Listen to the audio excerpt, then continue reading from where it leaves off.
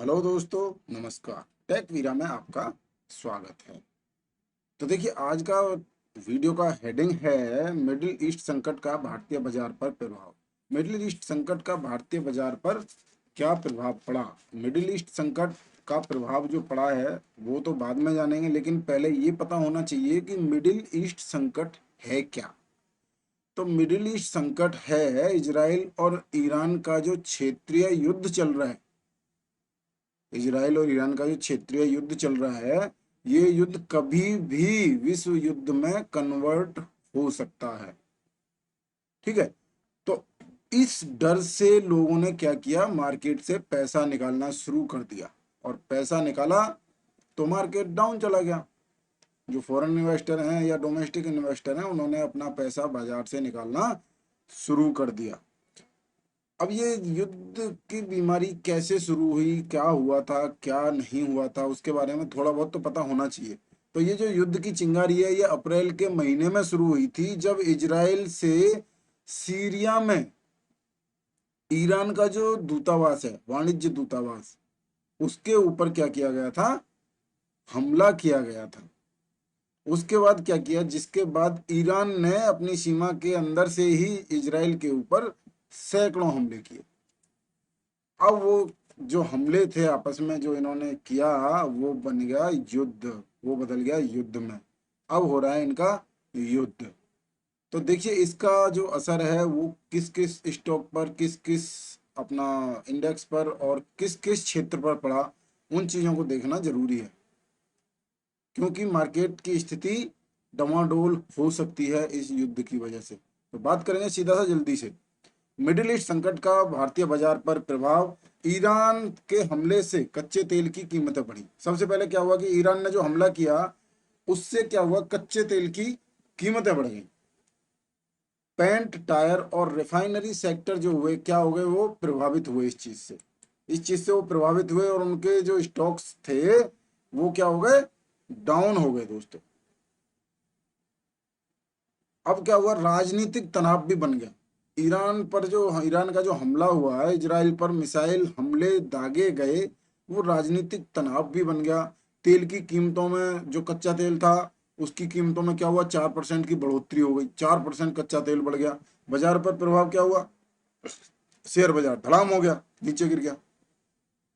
अभी इससे उद्योग कौन कौन से प्रभावित हुए। सबसे पहले तो पेंट उद्योग। पेंट उद्योग में क्या हुआ, कच्चे माल की जो लागत थी वो बढ़ गई, जिसकी वजह से पेंट बनाने की जो प्रक्रिया है, उसमें लगने वाला जो कच्चा माल है, उसका क्या हुआ, लागत बढ़ गई। लेकिन जो बिक्री वाला जो फुटकर में बिकता है, उसका रेट वही की वही रहा। तो इससे क्या हुआ, उस कंपनी को घाटा हुआ।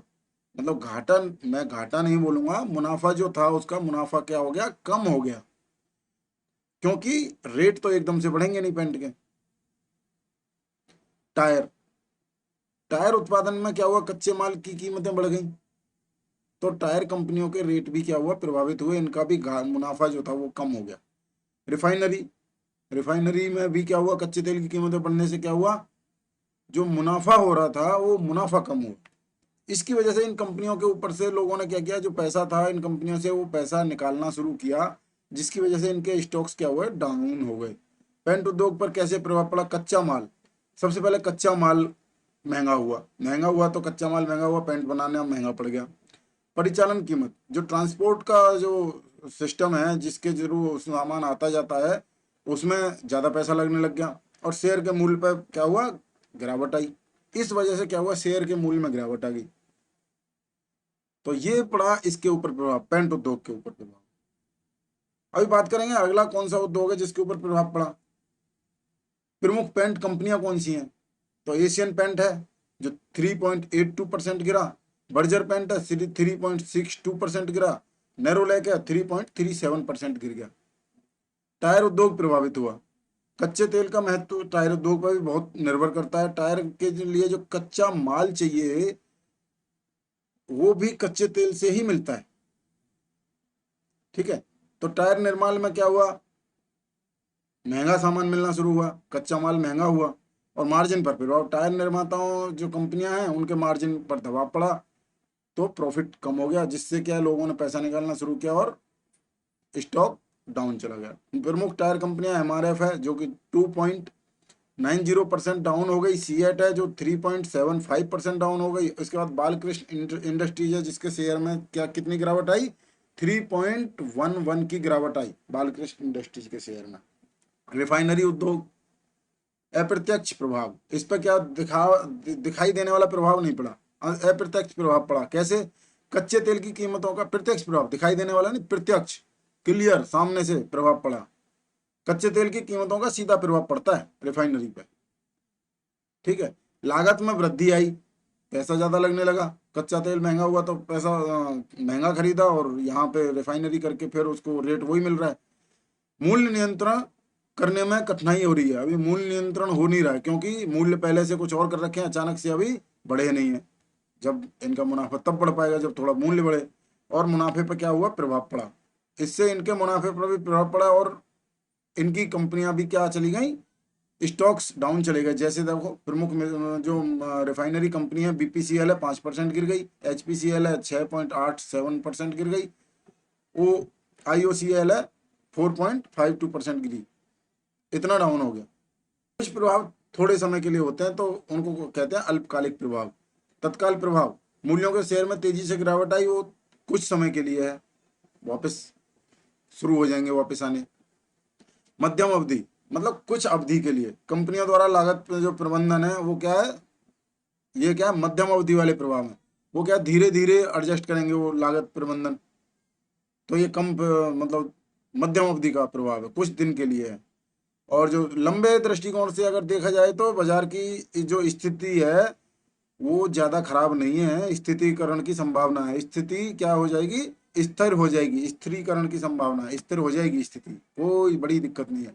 निवेशकों के लिए सुझाव क्या है, सतर्कता। सबसे पहले बाजार की गतिविधियों पर नजर रखें और सतर्क रहें, जब मौका मिले तभी खरीदारी करें, ऐसे ही आंख बंद करके पैसा अपना ना लगाएं। विविधीकरण, विविधीकरण मतलब अलग अलग, अलग अलग करना किसी भी चीज को, विविधीकरण को बोलते हैं, अलग अलग करना किसी भी चीज को। तो जोखिम को कम करने के लिए क्या है, पोर्टफोलियो का विविधीकरण करें। मतलब पोर्टफोलियो में एक जैसे स्टॉक्स आपको नहीं रखने हैं, जैसे कोई पूरे तेल के ही स्टॉक नहीं रख देना है, विविधीकरण करना है, उसमें भिन्न भिन्न प्रकार के स्टॉक रखने हैं। ऑटो सेक्टर के अलग, और उसके बाद ऑयल सेक्टर के अलग, मेटल के अलग, अलग अलग सेक्टर के स्टॉक्स आपके पास होने चाहिए।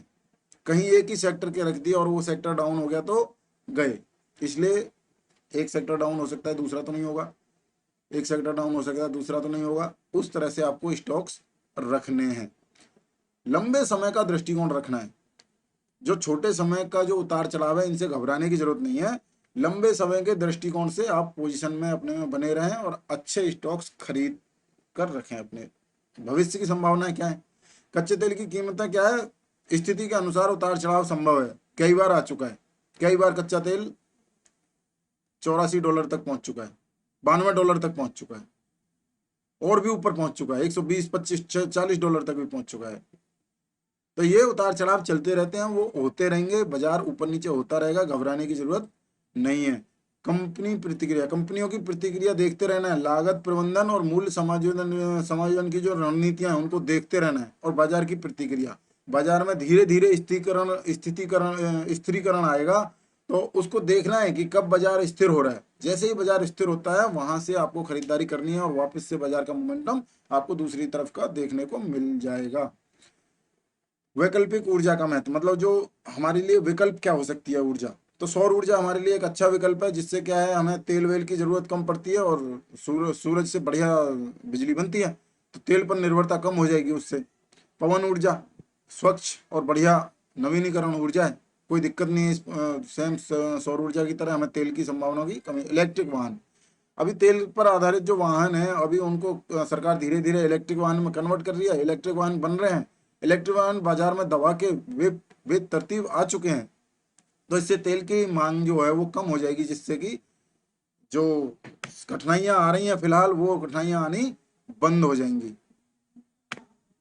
निष्कर्ष क्या है, निष्कर्ष निष्कर्ष ये है कि सतर्कता बरतनी है, आपको बाजार की गतिविधियों पर नजर रखनी है और सतर्कता बरतनी है, सतर्क रहना है, ठीक है। अवसर ढूंढना है, अवसर ढूंढना है। संकट के समय में क्या है, निवेश के अवसर ढूंढना है। और दीर्घकालिक दृष्टिकोण, धैर्य रखें और समझदारी से निवेश करें, आगे लंबे समय के लिए निवेश करें। अगर आप भी ऐसी ही जो महत्वपूर्ण नॉलेज जानकारियां हैं आप चाहते हैं कि आपके मोबाइल पर ऑटोमेटिक आती रहें, तो आप सैमको में अकाउंट ओपन कर सकते हैं, डीमैट अकाउंट। सैमको आपको फ्री रिकमेंडेशन देती है, 6 से 7 रिकमेंडेशन पर डे देती है। उसके बाद एक ऑप्शन बीआरओ, उसमें एक अच्छा ऑप्शन है जिससे आप इस्तेमाल करके अच्छा खासा पैसा बाजार के अंदर कमा सकते हैं और अपने पोर्टफोलियो को और अपने ऑप्शन ट्रेडिंग को मैनेज कर सकते हैं। तीसरा, ये जो महत्वपूर्ण जानकारियां हैं ये आपको समय समय पर सैमको ऐप के अंदर मिलती रहती हैं। तो देर न करते हुए डिस्क्रिप्शन में दिए हुए लिंक से आप सैमको में अपना डीमैट अकाउंट ओपन कीजिए और हमारे साथ जुड़कर काम कीजिए और अपनी वेल्थ को बनाए रखिए। धन्यवाद। आज की वीडियो में इतना ही, मिलेंगे कल एक और वीडियो के साथ, तब तक के लिए धन्यवाद।